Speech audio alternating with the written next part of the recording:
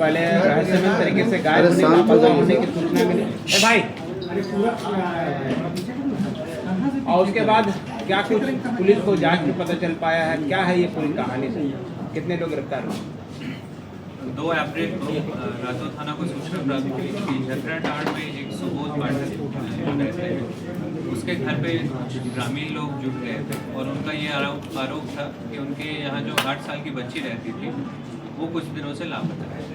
सुबोध पाठक एक पुजारी है जो जगह जगह पे जाके पूजा करते थे और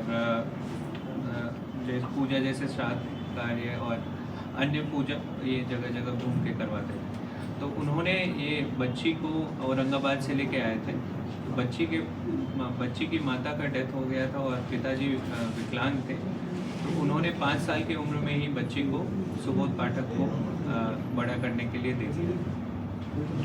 तो बच्ची कुछ दिनों से लापता थी, तो पुलिस ने जांच इस पर शुरू की और पता चला कि वहाँ भी औरंगाबाद भी गए तो वहाँ उन्होंने बताया कि बच्ची को लेके यहाँ पे आए थे 12 तारीख को और उसके बाद बच्ची फिर 2 घंटे बाद वापस कहीं और चली गई।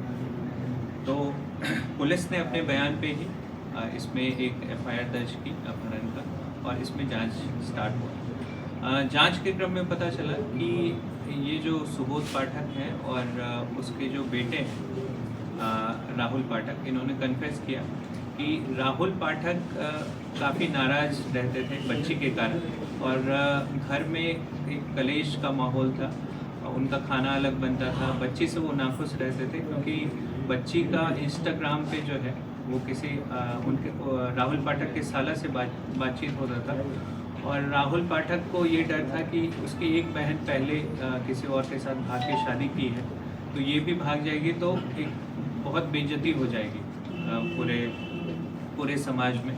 तो इसके कारण काफ़ी लड़ाई होती थी राहुल पाठक और उस बच्ची में।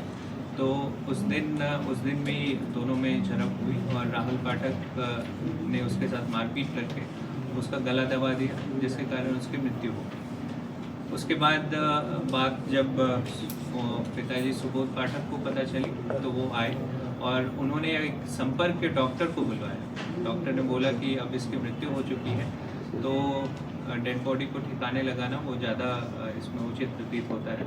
तो उन्होंने अपने एक हॉस्पिटल से एम्बुलेंस किराए पे दिया और बोला कि आप लोग ले जाइए और कहीं अन्य इसको लाश को ठिकाने लगाइए। तो ये लोग गया में विष्णुपद टेम्पल के पास वहाँ पे बॉडी को ले गए, वहाँ पे इसका दाह संस्कार किया और सभी क्रियाएँ करके पिंडदान और ब्रह्मभोज सब कुछ करके फिर वहाँ से गया से यहाँ आए। फिर इसका श्राद्ध कर्म किया। यहाँ बनारस से पंडित बुला के भी यहाँ पे शांति की पूजा करवाई और उसके बाद किसी को पता न चले तो ये अपने काम में लग गए।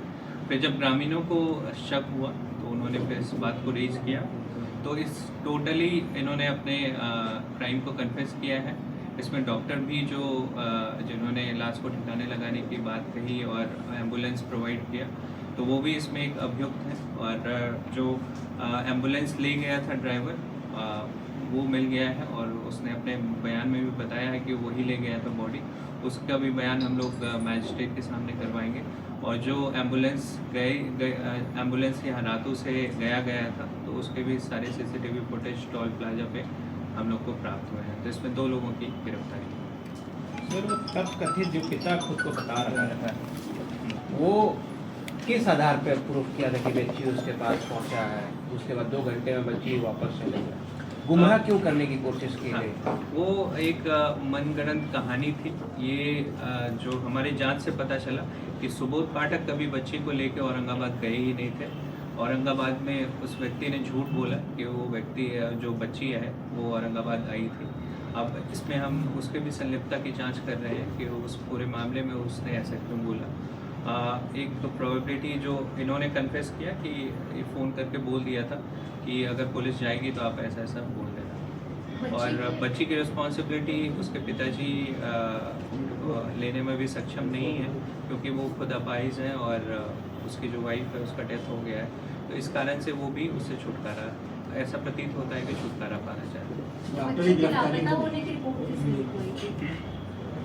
बच्ची के लापता होने की कोई रिपोर्ट नहीं थी। एक जब ग्रामीणों द्वारा सूचना प्राप्त हुई तो सनहा दर्ज करके इसमें जांच प्रारंभ किया गया और पुलिस ने खुद की रिपोर्ट पे एक एफआईआर दर्ज किया बच्चे के अपहरण का और उसमें फिर जांच प्रारंभ की।